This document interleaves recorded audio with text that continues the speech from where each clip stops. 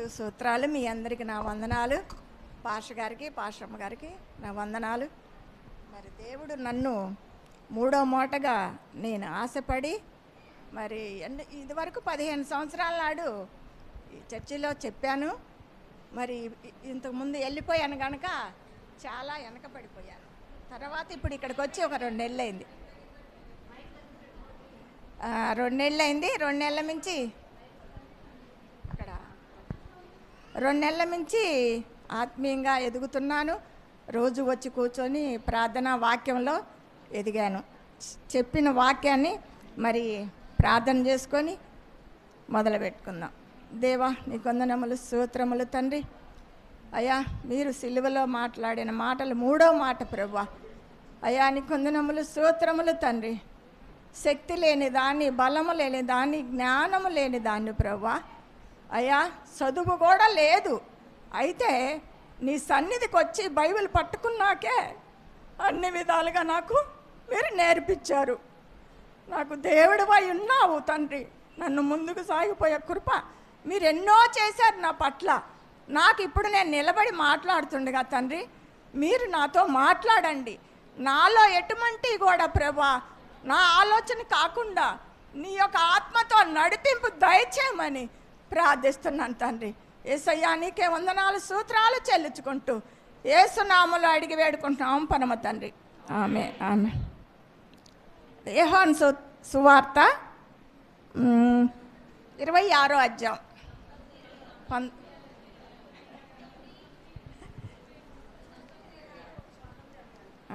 దేవుడు యేసు తల్లిని చూసి మరి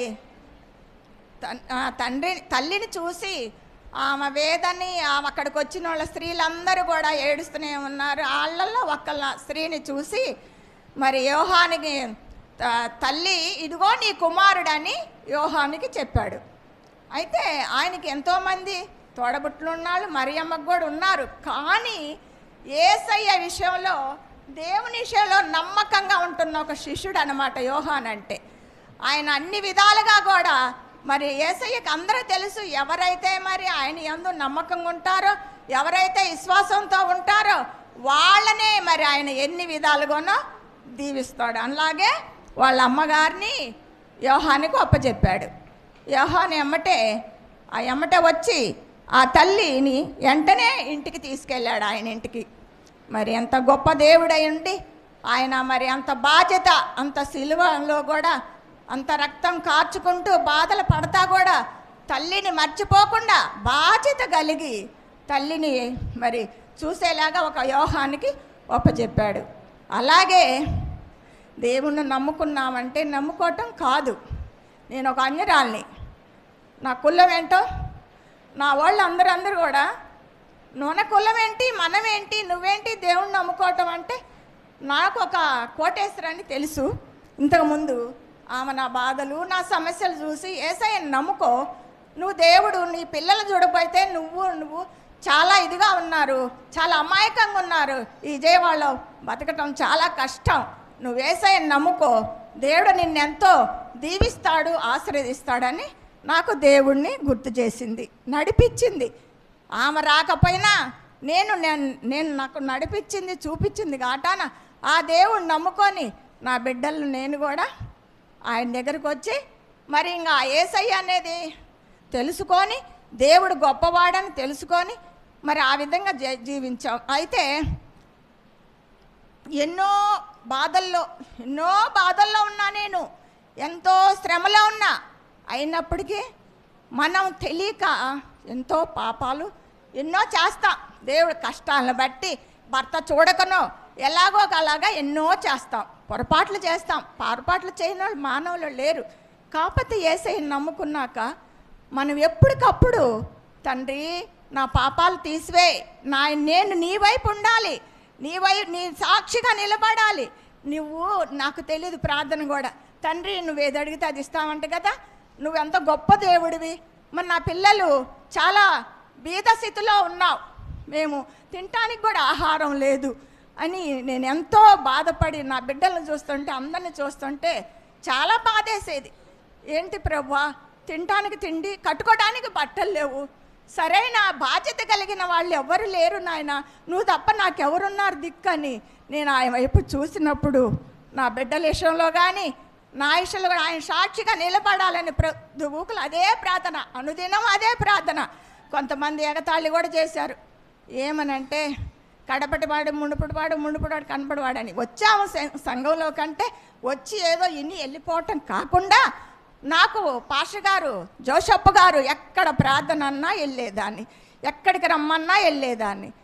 సంఘంలో ఒక సాక్షిగా నిలబడాలి అని నేను గొప్ప ఆలోచన అడిగి ఆయన అమ్మటే వెళ్ళేదాన్ని.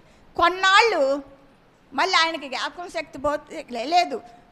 నా కుమారుడు డిగ్రీ అయిపోయి ఖాళీగా ఉన్నప్పుడు నాయన ఈ బిడ్డను నువ్వు వాడుకోమని బిడ్డని కూడా ఆయనకు అప్పచెప్పాను. ఎందుకంటే నా గొప్పతనం కాదు, దేవుని పని చెయ్యాలి, సంఘం ఆగం కాకూడదు, ఆత్మలు వెళ్ళిపోకూడదు, ఈ ఆత్మలు నిండా ఉండాలి.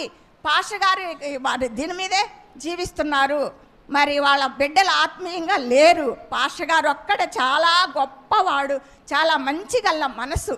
నాకు చాలా చెప్పాడు. నాకు దేవుడు అంటే తెలీదు, ప్రార్థన అంటే తెలీదు, అన్నీ నాకు నేర్పించాడు.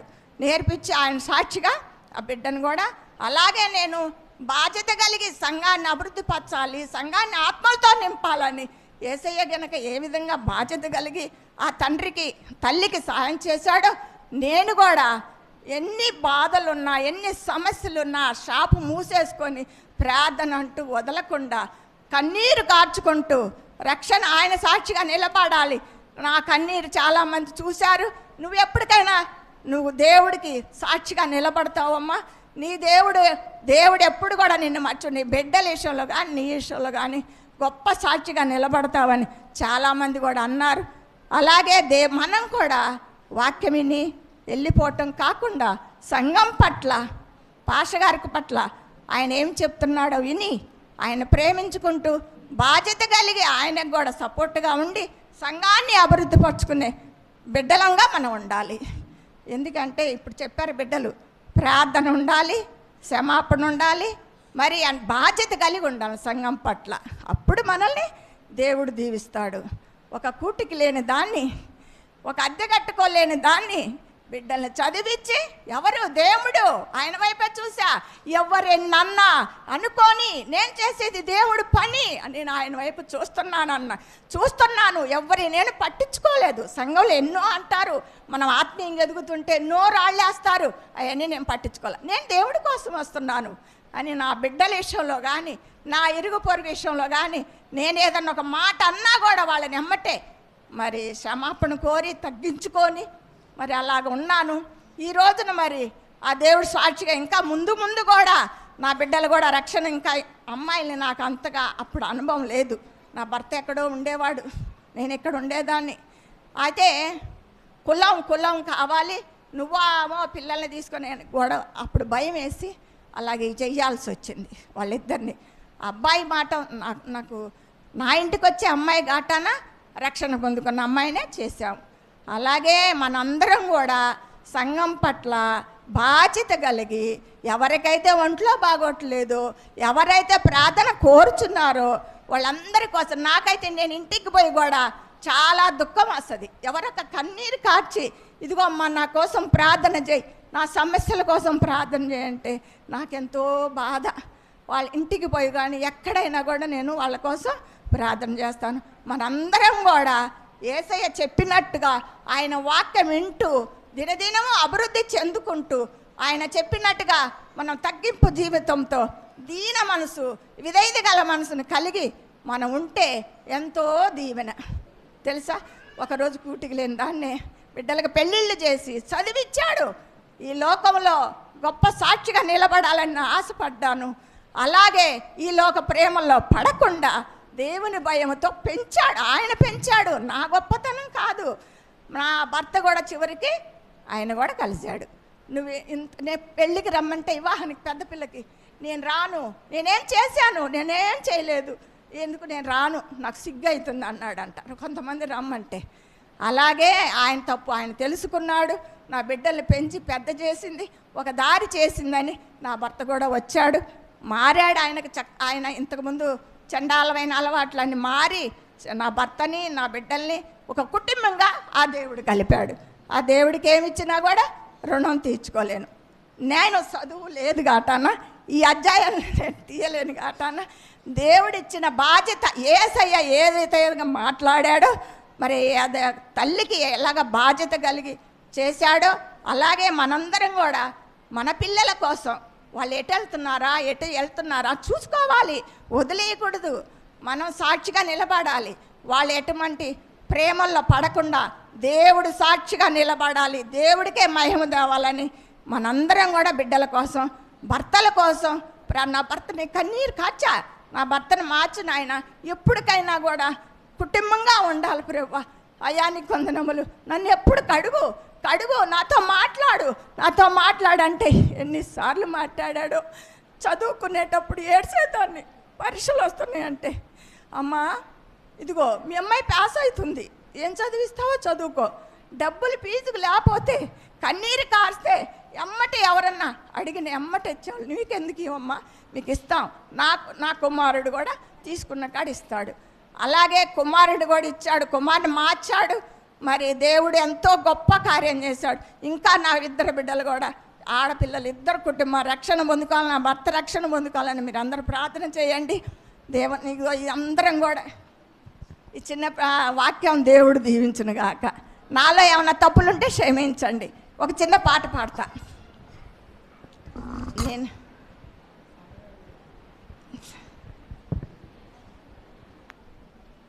ఏంది ఎక్కువ టైం అయిందా నాది? Bye time ఎక్కువైందా తక్కువేనా?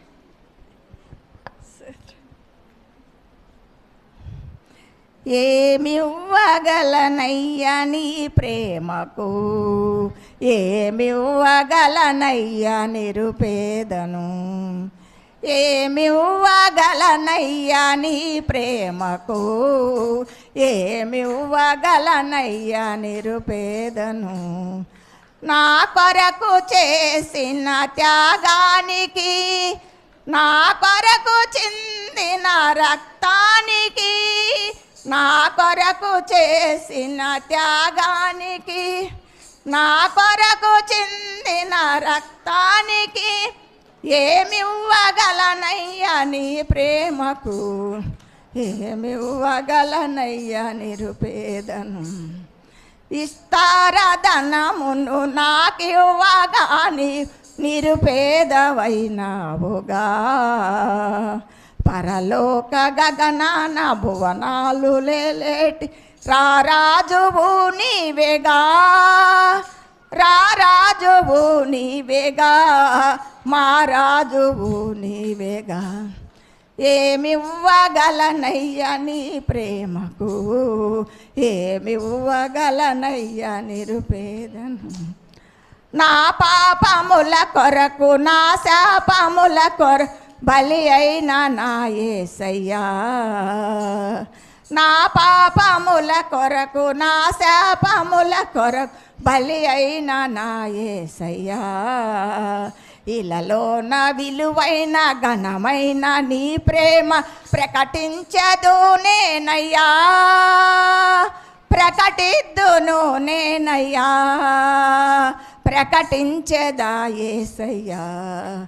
ఏమివ్వగలనయ్యా నీ ప్రేమకు, ఏమివ్వగలనయ్యా నిరుపేదను. నా కొరకు చేసిన త్యాగానికి, నా కొరకు చిందిన రక్తానికి, నా కొరకు చేసిన త్యాగానికి, నా కొరకు చిందిన రక్తానికి, ఏమివ్వగలనయ్యా నీ ప్రేమకు, ఏమివ్వగలనయ్యా నిరుపేదను, నిరుపేదను, నిరుపేదను. హల్లెలూయా. హల్లెలూయా.